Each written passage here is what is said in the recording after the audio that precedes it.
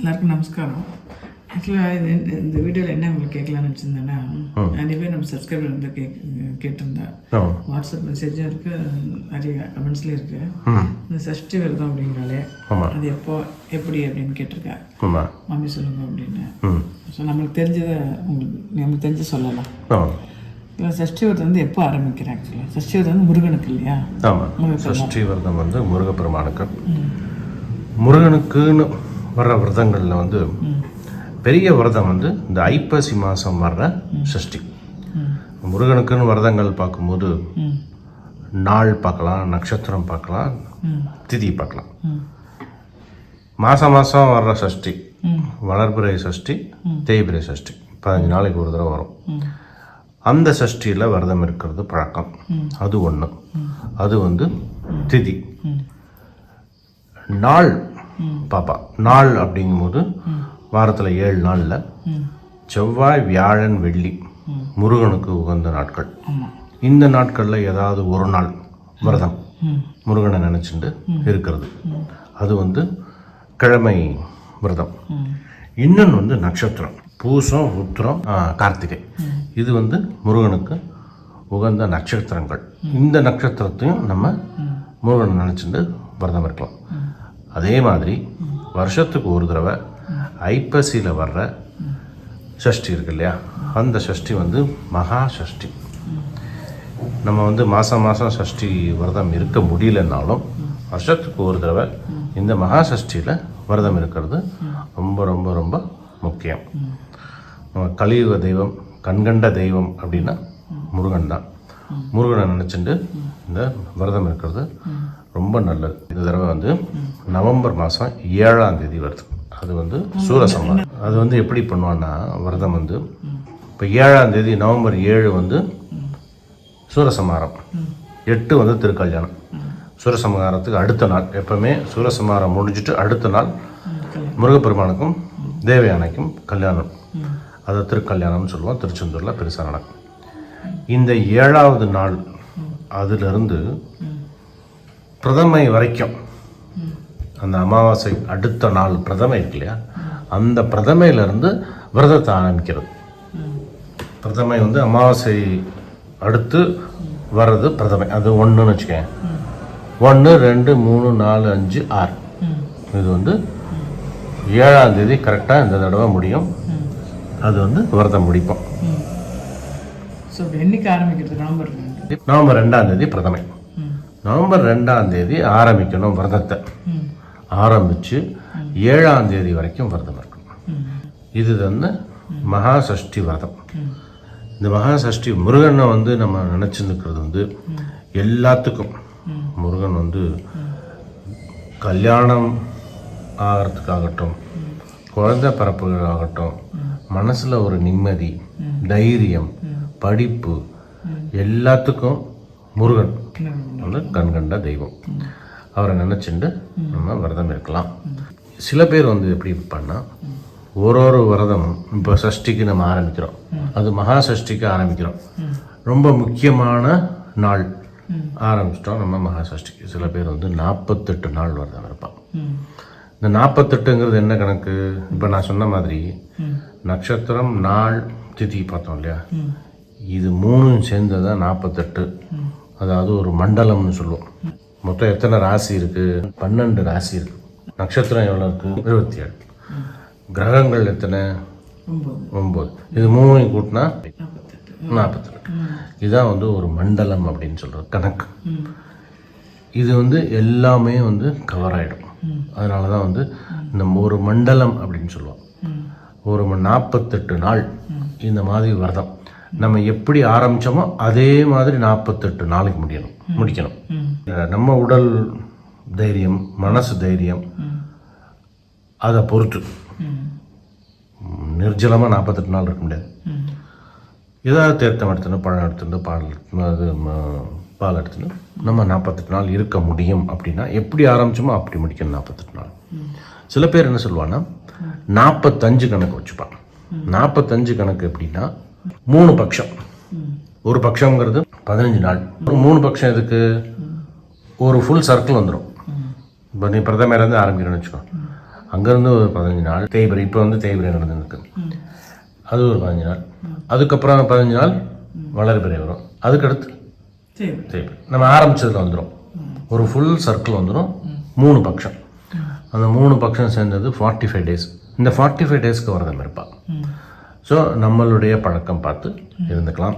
அப்படி இல்லை அப்படின்னா நவம்பர் 2லேருந்து நவம்பர் 7 வரைக்கும் 2, 3, 4, 5, 6, 7 6 நாள். சில பேர் கல்யாணத்துக்கு இருக்கணும்னு அவசியம் கிடையாது. விரதம் அப்படிங்கிறது சூரசம்ஹாரம் வரைக்கும் 6 நாள் விரதம். 7ஆவது நாள் கல்யாணத்தன்னைக்கும் விரதம் இருக்கலாம். அந்த மாதிரி விரதம் இருப்பான். அப்படி இல்லைன்னா 48 நாள் 45 நாள் கணக்கு. இதுதான் வந்து முருகப்பெருமானுக்கு நம்ம இருக்கிற விரத முறை. இந்த விரதம் எப்படி இருக்கணும்? எந்த விரதம் ஆனாலும் சரி, நம்ம ஹோமம்னு ஒரு ஆரம்பிக்கிறோம்னு வச்சுக்கோ. ஹோமம், விரதம், ஒரு வழிபாடு அப்படின்னா முதல்ல நம்ம என்ன பண்ணணும்? மனசை வந்து ஆயத்தப்படுத்தணும், மனசை வந்து தயார்படுத்திக்கணும். நம்ம எதுக்காக இந்த விரதம் இருக்கோம் அப்படின்னு மனசில் உருப்போடணும், மனசில் சொல்லிக்கணும்.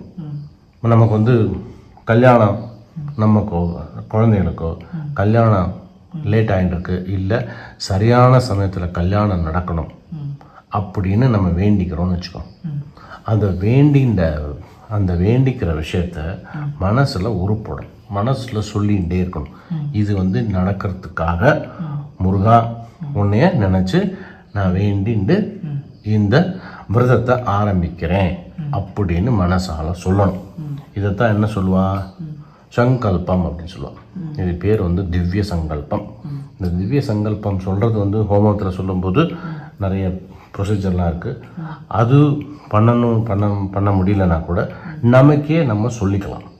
சொல்லிட்டு பெருமானுக்கு ஷட்கோணம் போடுவோம். ஷட்கோணம்னா அருங்கோணத்தில் கோலத்தை போட்டு 6 விளக்கு ஏற்றி முருகனை நினச்சிண்டு இந்த காரியத்துக்காக, இந்த வேண்டுதலுக்காக இந்த விரதம் இருக்கேன், உன்னை நினச்சிட்டு இருக்கேன், எனக்கு இதை முடிச்சு கொடு அப்படின்னு சொல்லி விரதம் இருக்கணும். இந்த விரதம் நான் என்ன நினச்சேன்னா, கேட்டிருந்தா எப்படிப்பட்ட விரதம் இருக்கணும் அப்படின்னு. மெயினாக அந்த சஷ்டி விரதத்துலேருந்து உப்பு சாப்பிடாம இருக்கிறது விசேஷம். அதுமாதிரி மத்தியானம் தூங்காமல் இருக்கணும். இந்த 2 மட்டும் பண்ணணும் ஆக்சுவலாக. ஆமாம். மிச்சப்படி இந்த அவாவா சௌகரியம் உடம்பை பொறுத்து நம்ம வந்து நிர்ஜலமாக இருக்க முடியாது. 6 நாளைக்கு கண்டிப்பாக தீர்த்தம் குடிச்சே ஆகணும். அதனால வெறும் பால் மட்டும் குடிச்சுட்டு இருப்பா சில பேர் வந்து வெறும் பழங்கள் மட்டும் சாப்பிட்டுட்டு இருப்பா. இந்த நவராத்திரிக்கெல்லாம் நிறைய பேரோட இருக்காங்க, வெறும் பழம் மட்டும் சாப்பிட்டுட்டு, இல்லை ஒரு பொழுது மட்டும் மத்தியானம் மட்டும் சாப்பிட்டுட்டு என்ன நைவேத்தியம் முருகனுக்கு அபிஷேகம் பண்ணிட்டு அதை மட்டும் சாப்பிடுவான். சில பேர் வந்து காத்தால விட்டுட்டு மத்தியானம் சாப்பாடு, நைட் டிஃபன் எடுத்துப்போம். நம்ம சனிக்கிழமைலாம் எடுத்துப்போம் இல்லையா விரதம், அந்த மாதிரி அது எப்படி வேணால் எடுத்துக்கலாம். ஆனால் இது இப்போ வந்து ஒரு கடுமையான ஒரு வேண்டுதலாக இருக்குது, இல்லை ரொம்ப ஒரு மாதிரி இருக்கணும்னு ஆசைப்பட்ட உடம்பு கொஞ்சம் வயசாகலை அப்படின்னா நம்ம வந்து நீங்கள் என்ன ப்ரிஃபர் பண்ணுவீங்க? ஒன்றும் இல்லை, வாழைப்பழம், ஆப்பிள், பேரிச்சம்பழம், இப்போ இது 3 மட்டும் இருந்ததுன்னு வச்சுக்கேன், கிட்டத்தட்ட ஒரு பேலன்ஸ்டு டயட் ஆகிடும். வாழைப்பழம், பேரிச்சம்பழம். ஆப்பிள்லேயும் வாழைப்பழத்துலேயும் கார்போஹைட்ரேட்ஸ் இருக்குது, பேரிச்சம்பழத்தில் அயன் சக்தி இருக்குது, எனர்ஜி இருக்குது, எல்லா 3லேயுமே. ஸோ நமக்கு வந்து அரிசி சேர்க்கலையோ கோதுமை சேர்க்கலையோங்கிற கவலை வேண்டாம். கார்போஹைட்ரேட்ஸ் இருக்குது, மற்ற பழங்களுடைய விஷயங்களும் இருக்குது அதில். அதனால் இது 3ஐயும் சேர்த்து வேணும்னா கொஞ்சோண்டு தேனை விட்டு 2 முந்திரி பருப்பு இல்லை பாதாம் போட்டுண்டு கார்த்தால ஒரு வேளை, மத்தியானம் ஒரு வேளை, சாயந்தரம் ஒரு வேளை இதை மட்டும் எடுத்துக்கலாம். மனசில் வந்து பெருமாளையே நினச்சிண்டு தியானம் பண்ணிண்டு திருப்புகழ், கந்த சஷ்டி கவசம், கந்தர் அனுபூதி, இது ஏதாவது ஒரு பாட்டு. இப்போ கல்யாணத்துக்கு நம்ம இருக்கோம் அப்படின்னா கல்யாணம் சீக்கிரம் நடக்கணும் அப்படிங்கிறதுக்கு அழகான பாட்டு இருக்குது திருப்புகழில். அந்த பாட்டோடைய வரியை வந்து நான் டிஸ்கிரிப்ஷன் பாக்ஸில் கொடுக்குறேன். இதே மாதிரி திருப்புகழ்லையும் ஆகட்டும், கந்தர் அனுபூதி ஆகட்டும், எல்லாத்துலேயுமே வந்து ஒரு வேண்டுதலுக்கு ஒரு பாட்டு இருக்கும். கந்தர் அனுபூதி வந்து சின்ன பாட்டாக இருக்கும், திருப்புகழ் வந்து கொஞ்சம் பெரிய பாட்டாக இருக்கும். நம்ம முடிஞ்ச அளவுக்கு அந்த அர்த்தத்தை புரிஞ்சுட்டு அந்த வார்த்தையோடு சேர்ந்து அதை மனப்பாடம் பண்ணி படிக்கிறது ரொம்ப விசேஷம். அது மனசு ஒன்றி இருக்கணும். நம்ம விரதம் அந்த மாதிரி எப்படி அவருக்கு எப்படி இருக்கோ அப்படி எடுத்துக்கலாம். இல்லை இந்த ஏன்னா இப்போ வந்து உப்பு இல்லாமல் இருக்கும்போது உப்பு இல்லாமல் சப்பாத்தி பண்ணணும் அதெல்லாம் பண்ணும்போது என்னன்னா வேலை ப்ளஸ் அது வந்து டைஜஷன் அந்த மாதிரிலாம் ப்ராப்ளம் வரும். இதுமாதிரி பழம் எடுத்தோம்னா உடம்புக்கு வந்து நல்லது. அப்படி முடியாத வந்து எப்படின்னா இப்போ முருகனுக்குன்னு பார்க்கும்போது சக்கரவள்ளி கிழங்கு, தென்னமாவு, பஞ்சாமிர்தம், இது 3 வந்து ஜடல் நிறைய பண்ணுவாள். இப்போ அந்த சக்கரவள்ளி கிழங்கு எடுத்து சக்கரவள்ளி கிழங்குலேயே சக்கரை பொங்கல், சக்கரவள்ளி கிழங்குலேயே திருக்கணும் இது பண்ணலாம், சக்கரவள்ளி கிழங்குலேயே இந்த கோதுமை சக்கரை கிழங்குலாம் போட்டு பேன் கேக் மாதிரியும் பண்ணலாம். நம்ம நிறைய பண்ணியிருக்கோம். ஸோ அதுமாரி இல்லை பஞ்சாமிர்தம் இல்லை தென்னமாவில் வந்து அதுலேயும் பொங்கல் பண்ணலாம், இல்லை லட்டு மாரி பண்ணலாம். ஸோ இதுமாரி இதெல்லாம் பண்ண முடிஞ்சால் அம்சே பண்ணலாம். அதெல்லாம் அது முடியல ஒரு இந்த பழத்தை கூட முருகனுக்கு அம்சே பண்ணலாம். ஆனால் 2 வேலையும் வந்து இந்த கோலம் அந்த ஷட்கோணம் போட்டு திருப்பி போட்டு காமிக்கிறோம் ஒரு வாட்டி. அந்த ஷட்கோணத்துலேருந்து 6 நெய் விளக்கு ஏற்றி அது வந்து காத்தாலையும் சாயந்தரமும் முருகனை நினச்சிட்டு நம்ம வேண்டிட்டு பண்ணணும். அந்த 6 நாளைக்கு அந்த விரதம் இருக்கிறது அப்படி இருக்கலாம். அதுதான் சில பேர் வந்து அந்த கோலத்தை வந்து 2 ட்ரையாங்கிள் மாதிரி போட்டுருவாங்க. ஆக்சுவலி ஒரு சைடும் ஒரு கோணம் 6 கோணம் வரும், ஸ்டார் மாதிரி ஒன்று வரும். அதுதான் வந்து ஷட்கோணம் அப்படின்னு சொல்கிறது. அந்த ஷட்கோணம் எப்படி போடுறதுன்னு இப்போ மாமி போட்டுக்காம்பா பார்க்கலாமா? பார்க்கலாமா? இது வந்து ஸ்டார் எல்லாருக்கும் போட தெரியும். அந்த ஸ்டார், இந்த ஸ்டாரில் வந்து ஒரு ஸ்டார் திருப்பி போடணும். இப்போ போடுறோம் இல்லையா, இப்போ அந்த ஒரு ஸ்டார் இப்படி போடணும். இது வந்து டெய்லி வந்து முருகனுக்கு வந்து டெய்லி காத்தால முருகனுக்கு எடுத்து தொடச்சிட்டு போட்டு வச்சுட்டு சிம்பிளாக பண்ணுறது. சரி, நிறைய பேர் வந்து இந்த கலசம் வச்சு அப்படிலாம் பண்ணுவாள். அதெல்லாம் முடியாட்ட கூட இந்த சிம்பிளாக ஒரு கோலம் போட்டுட்டு முருகன்ட்டு இந்த 6 இடத்துலையும் 6 விளக்கு ஏற்றணும். 1 2 3 4 5 6 இருக்கு இல்லையா, 6த்துலேயும் நெய் தீபம் ஏற்றினா விசேஷம். பசு நெய் கிடச்சதுன்னா வாங்கிட்டு இதுமாரி போட்டு பண்ணணும். விளக்கு ஏற்றிட்டு காத்தாலையும் சாயந்தரம் விளக்கு ஏற்றிட்டு முருகனுக்கு வந்து எப்படின்னா ரெட் கலர் பூ, அரளி, செவ்வரளி, இல்லை இந்த பன்னீர் ரோஸ் இருக்கு இல்லையா, அது அதுமாரி இதாக போடணும். இப்போ 6 கடிதத்து இல்லையா, நடுவில் வந்து ஓம்னு எழுதணும். 4 பக்கம் வந்து சரவண பவன். ஆமாம், இது வந்து உள்ளே கூட ரெடாக தான் எழுதலாம். சார்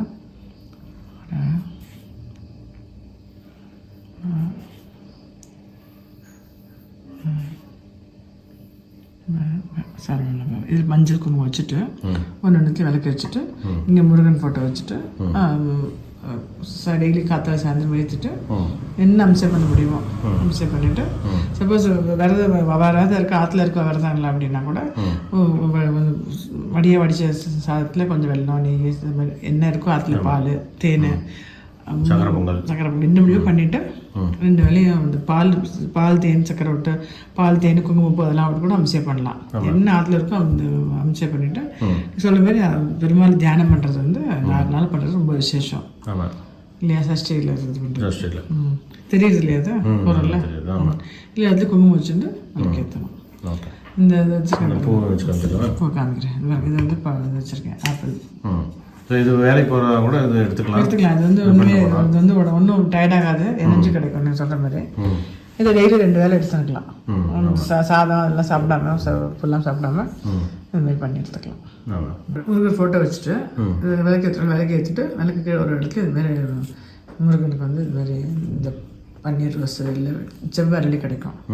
அந்த மாதிரி அரளி வச்சுட்டு ஓம் சரவணபவன் என்ன ஸ்லோகம் தெரியல அப்படின்னா கூட சரவணபவன் சொல்லிட்டு இருந்தால் கூட போகிறோம். அதுலேயே முருகர் வந்து இது பண்ணிட்டு ஓம் சரவணபவன் சொல்லலாம், ஓம் குமாராய நமக அப்படின்னு சொல்லலாம். வச்சுட்டு வந்துட்டு இது பண்ணி பண்ணேன். சிம்பிள், ரொம்ப ஒன்றும் பெருசாக ஒன்றும் கேட்கல. இது பண்ணி இந்த 6 நாள் முருகன் நினச்சிட்டு இருந்தால் கூட நினச்ச காரியம் நடக்கும்.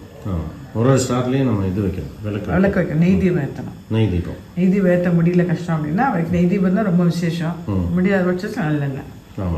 அது சாதாரணமாக இந்த திரி மஞ்சள் திரி போட்டாலும் சரி, இல்லை தாமரத்தந்தி திரி, வாழை என்ன திரி இருக்கோ கிடைக்கிறதோ அது போட்டு ஏற்றிட்டு இதுமாரி இந்த புஷ்பத்தை வச்சுட்டு இந்த அரளிப்பூலாம் பார்த்திங்கன்னா ஒரு கொஞ்சம் வாங்கிட்டோம்னா அது 6 நாளைக்கு யூஸ் பண்ணிக்கலாம். காத்தால் சாயந்தரம் சும்மா அந்த ஓம் சரவணபவன் சொல்லணும்னு சொல்லிட்டு முருகன் வச்சுட்டு விளக்கு ஏற்றிட்டு சொல்லுறது அது மட்டும் சொன்னாலே ஒரு முருகனுக்கு வந்து குழந்தை தானே முருகன். ஆமாம். உடனே அரங்கம் பண்ணிடுவார். ஆமாம். எப்படி நரசிம்மர் இருக்கிறாரோ அதேமாரி முருகரும் கலியுக தெய்வம். இப்போ சொன்ன கேட்டது கிடைக்கும். உங்களுக்கு இந்த சஷ்டி விரதம் வந்து இருக்கிறது இப்போலாம் டிவியில் திருச்செந்தூரில் நடக்கிறத காமிக்கிறான், அதை பார்க்கலாம். அதுமாரி பக்கத்தில் ஏதாவது கோவில் இருந்தால் முருகன் கோயிலுக்கு போயிட்டு வரலாம். அவள் மனசு தான், அந்த மனசோட நம்ம நம்பிக்கையாக பண்ணும்போது கண்டிப்பாக நடக்கும். என்ன நினச்சி நினைக்கிறோமோ முருகன் பண்ணி தருவார். ஆமாம், கண்டிப்பாக.